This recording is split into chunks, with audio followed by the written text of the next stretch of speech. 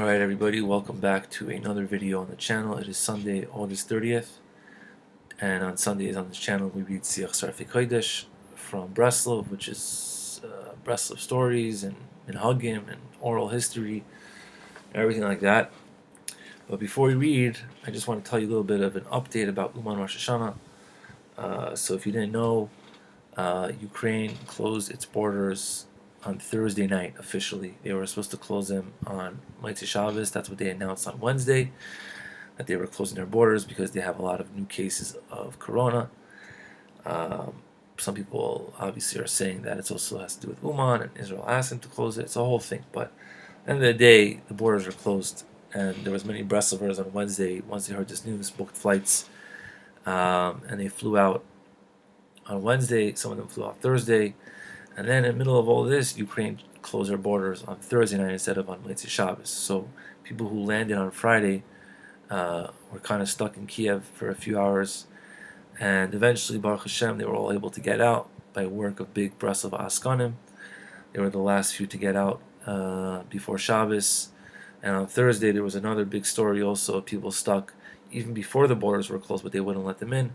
And this Chabad Rabbi Aaron Troy, took care of them and got them food and took care of them and worked out with the Ukrainians and let them all out after them being stuck in the airport for hours without water.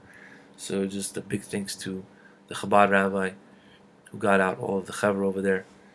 And hopefully we'll see. People are saying that there's some things going on behind the scenes. People are reaching out to the Israeli government, to the American government, and hopefully the borders will open up, or they'll let some people in just for Rosh Hashanah.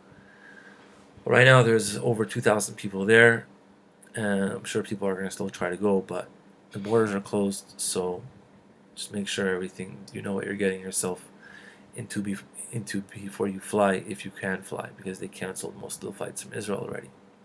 But anyway, so on Shabbos, I was reading Siach Sarfei Kodesh. Usually on Sunday we read from Chelik Beis, but I had Aleph over here. Maybe one day we'll read Aleph also. But right now we're learning Chelik Beis. And I found a story in here. There's a very, very famous story with Rebbe Nachman about he one time asked someone, "Did you look at the sky today?"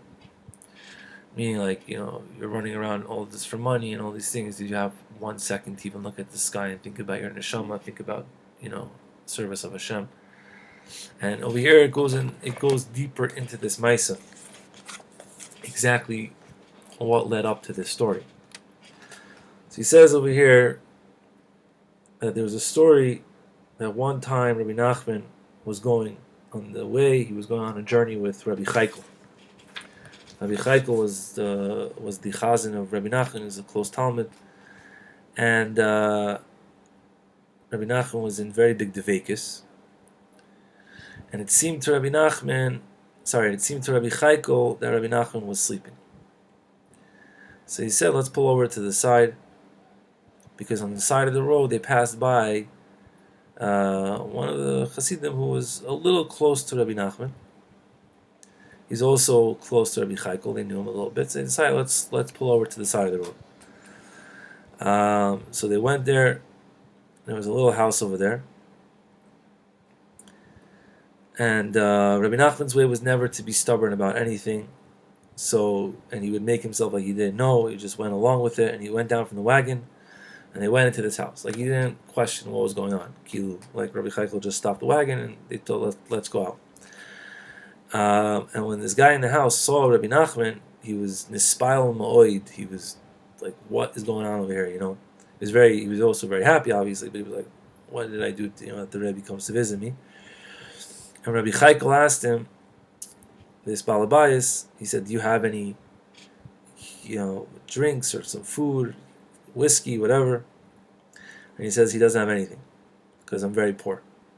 So he said, "Go to the Kretschmer, to this other Kretschmer that's close to you, and bring something for kibbut, for the Rebbe, some food, some drinks, whatever." And he doesn't have anything. He said to him, I don't have any money to buy. So he said to him, take a certain object in your house as a deposit. So he took his wife's Shabbos candle holders, which is pretty wild. and he bought a little bit of mashka and some food, some cakes, whatever. And when he filled the kais for Rebbe Nachman, the little children came into the room. They were barely dressed, bare feet. Their clothes were ripped, and it was not a good situation. And Rabbi Chaikel hinted this to Rabbi Nachman. Like he pointed at it, he's like, look at this situation. And he said to Rabbi Nachman that he should mashpia eza shefa. He should give them some shefa, that they should have some parnasa, some money, give them like a big bracha. And Rabbeinu said, Ani ainli shefa b'shviloi. He said, me, I don't have any shefa for him. But if you want Rabbi Chaikel, you could give some shefa to him. Gotta pause the video. Sorry about that. I get all these phone calls about Breslov stuff these days because everyone's trying to get to Uman. So we were saying in the story is that Rabbi Chaikel said to Rabbeinu, they're really poor, pour some shefa. And Rabbeinu said, I don't have any shefa, you give some shefa. So Rabbi Chaikel said to Rabbeinu, he said, I'm afraid that you're going to get angry at me because of this, and you're going to say chas v'shalom that I should die, which is pretty wild. And Rabbeinu says, you don't have anything to fear. And he asked him 3 times, and each time Rabbi Nachman said, don't fear, I give you permission to give them shefa. So in the house there was a little kli with water in it, like some bucket with water, and Rabbi Chaikel took the kli in the middle of the house, and he took the kachri, which is the maroich in Hebrew, I'm not sure what that is, maybe the broom or something, and he poured the water,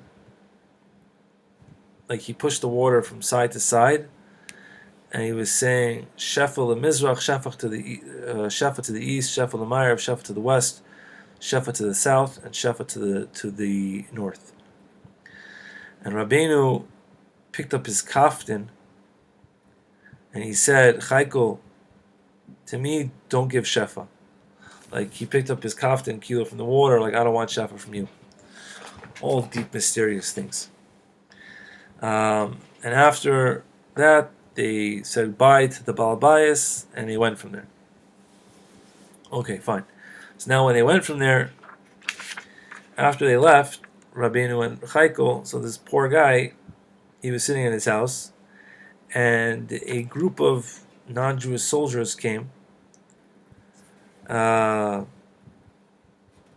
not a group of soldiers, a group of non-Jewish businessmen came. They had pishtan and sheep wool and leathers and all these types of things to sell. And they stopped at this guy's house, and they asked the Baal Bayis if he has anything to sell them, maybe some yain saraf, some whiskey, some beer, some salty fish, cakes. And he said, I don't have anything. And they asked him, why don't you have anything? And he says, I don't have any money. So these non-Jews said to him, well, we are going to lend you some money to go to the city and buy us all the stuff that we need. When you come back, when we come back, like when we go on our journey on the way back, when we're going to pass by your house, we will buy all this stuff from you. And we know that you're an Ish Yasher, you're a good Jew, so we don't have to worry. So we're not worried about that you're going to steal our money. And the person who's saying the story says, and it seems to me that they lent him 5 rubles. And I guess from this business that he did with these guys, he was able to grow his business slowly. And until this day, the non-Jews pass by on his kretschmer, and they buy things from him. He set up a little shop for all a little rest store, a little rest stop for anybody passing by. And he started becoming a Baal Shefa. So Rabbi Chaikel's bracha worked, right? And And he started selling to them whatever he had. He started growing things in his field, kitnius and wheat and pishton and chickens and eggs. And he started selling them in the city also, not only by his house. And he started going up and up and up and becoming very, very rich. And when he started to get money, he started buying. When he started having more money, he bought some behemoths, cows, and he made butter and cheese and milk. And he also started bringing to the city milk to sell. What's it called? And he started buying things that he needed, and he made a whole business out of it. And he also used to come to Rebbe Nachman, because he was close to Rabbeinu now after this bracha and all these and everything that happened. And after a while, he was so busy that he didn't even have any time to come to Rebbe Nachman, right? Because he always had to buy and sell and buy and sell, and do cheshbonos and building and all these things. And he prevented himself from going into Rebbe Nachman because he didn't want to waste any time. And he thought that if he was going to Rebbe Nachman, then he would, he would be mevatel from his time, and maybe someone else would start talking to him there, or Rebbe Nachman would start talking to him, and he wouldn't have time to do anything. This guy was super busy now. So now it gets to the story about the sky part that I was saying at the beginning of the video. I don't know if I said at the beginning of the video, maybe that was a different video. But basically it said that one time there was a market day in Breslov, in the city of Breslov. And he went, this guy who got the bracha from Rabbi Chaikel, he went and he ran to the shuk to buy and sell. And the windows of Rabbi Nachman's house were open to the shuk. And this guy had to pass by there. And he knew that if he passed by to the shuk, right, that maybe Rabbi Nachman would see him, so he tried to go fast. But that did not happen, of course. Rabbi Nachman knocked on the window, and he called him when he saw him running by to the market to go there. And he had to go inside, because the Rebbe calls, you have to go inside. And when he came to Rebbe Nachman inside, Rebbe Nachman said to him, "Did you look at the sky today?" And he said to him, "No." And Rabbeinu called him to the window, and he said to him, "Look at this window and tell me what you see." And he said to him, "I see wagons with horses and people running back and forth." And Rebbe Nachman said, "After 50 years, it's going to be a different marketplace. But everything that you see here is not going to be anymore. All these horses are going to die. There's going to be different horses and different wagons and different businessmen and different things. And I'm not going to be here, and you're not going to be here. And I'm just asking you today, what are you so busy with and so matured with that you don't even have time to look at the sky?" Meaning to say to him that you're so busy with your bracha now, with this money that you got in the shefa, that you forgot, first of all, where it came from. You don't even have time to look at the sky just to think about the beauty that Hashem created the world, and Hashem is the king of the world. It's a good thing to look at the sky. I think Rebbe Nachman also says in Sefer Amidas that looking at the sky is mevatel anger, or it gives you something, it calms your mind, a lot of different things. But it's always good to, every day, even though Baruch Hashem we're all busy with a million different things, to stop for 1 second and just to, look at the sky and think about what's going on. 50 years, when you look back, you're gonna say, "Oh man, you wasted time. You could have looked at the sky every day for 1 minute at least. It will help you tremendously." So that's what Rebbe Nachman was trying to get across to this guy over here. And he was running to the shuk so fast, so everyone was like, "You're so busy, you can't even look at the sky for 1 second." And Rabbi Chaikel, so then after this happened, Rabbi Nachman called to Rabbi Chaikel, who was in a different room, and he said to him, "Tireh Chaikel," he said, "Look what you did with your shefa.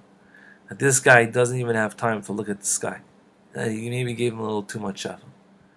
He says, "All this I heard from Rabbi Naftali, who heard from Rabbi Avram, whoever that was, and they heard this story, which is pretty wild." There's one last story over here from the same Chelik Aleph which is a wild story also, just to show that Rebbe Nachman knew what was going on with everybody around him. And Rebbe Nachman said over here that I heard a story from the Hasidim that Rabbeinu one time was in Tainus Esther in the city of Kamenetz. And he went into the Sheikh Ruboidik over there in the city of Kamenetz on Tainus Esther, and he asked him if he could sleep by him that night. And because he was so busy with the chickens and all these different things, getting ready for Purim, he pushed him away. He says, I don't have any makom by me. He didn't realize, obviously, that it was Rabbeinu Zal. And Rabbeinu went, Yalla, fine. B'layla koidim kriyas Megillah, the Balkoyer was the Sheikh Ruboidik that Rabbeinu went to. And he looked at the people that came to hear the Megillah that he could take from him after, like I guess they took after money for reading the Megillah. And he saw Rebbe Nachman looking and standing in a certain Megillah. And this Sheikh Ruboidik liked how Rabbeinu looked. At that point, I'm still not sure if he knew if it was Rebbe Nachman. And he had a lot of charata that he didn't take him, into his house. And he decided right then and there that after Megillah's finished, he's going to take him to the house. But right after they finished reading the Megillah, Rabbeinu went out and he didn't see him at all. And the Sheikh Ruboidik had very big yisurim from this. He wasn't able to go to his house because of this tsar that he didn't take this big tzaddik into his house. And he took 2 kids with him, and they went and they tried to find him. And they went in every single hotel and Hashanah Sorchim, and they couldn't find him. Rabbeinu, it says in parentheses over here that Rabbeinu went to a certain Ish Kamtzon,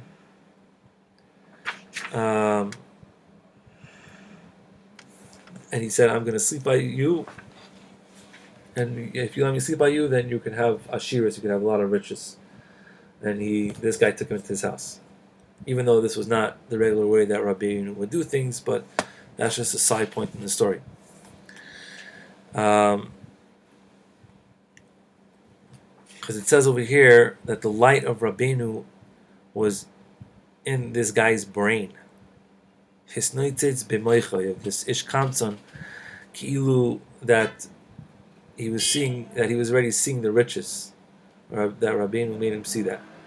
But anyway, that's a side point to the story. So now Rabbeinu was staying in this guy's house, okay, and this guy, this Ish Kamtzon, was sending his daughter a few times to bring from the market or from the store, whatever it was, some mashke for this oirich.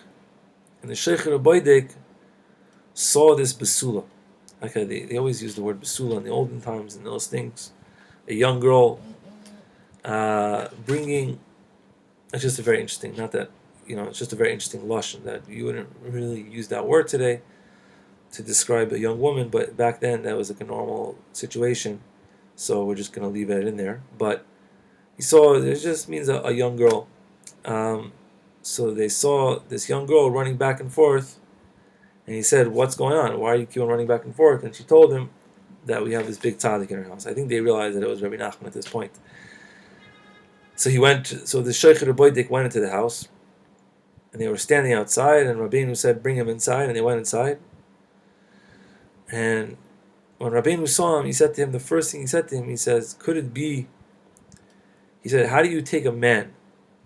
And he said to him, "How do you take an old man and pick up his beard and you shecht him with a pogum knife, a knife that's not fit for shechita?" I think he was talking about how this sheikh would take a chicken who may have had a neshama that was reincarnated as an old man. You're picking up his beard, you're picking up the chicken's neck, and you shecht it with a sakin pogum. And the Sheikh Ruboidik said back to him, "What do you mean with a sakin pogum? What do you mean with a bad knife?" And Rabbeinu said, "You stay here, send these kids to get your knife, v'chein hava." And they checked, and his knife was pogum, and he fainted. And they woke him up, Obviously, he fainted because it was a big fright. Obviously, it's very sad and very bad that he was using a pogum knife to shecht chickens and not doing shechita properly and feeding the whole town. And Rabbeinu, when he woke up, Rabbeinu said to him that he should come to him for Hashanah to get his tikkun. And a lot of time passed, and he did not go. Ad shenechla, until he was sick. And he said, when I get better, I'll go. Even after that, he didn't go. Ad sheishto hichrichatu v'nasimoi. Until his wife said, we have to go. And they went to Rabbeinu, and Rabbeinu tziva love shilei vidoy dvarim. And he should do vidoy dvarim in front of the tzaddik to confess his sins. And it seems like he was forced to resign from his being a sheikhit. And yeah, that is the story. But that's how we know Rabbeinu knew what was going on with everybody around him. He knew this guy, he saw him for 1 second, and he knew that his knife was already puggled. So those are the stories for today, and hopefully we should just keep on davening and about Uman and Elul and Rosh Hashanah and all these different things, and everything should be good. Chaim.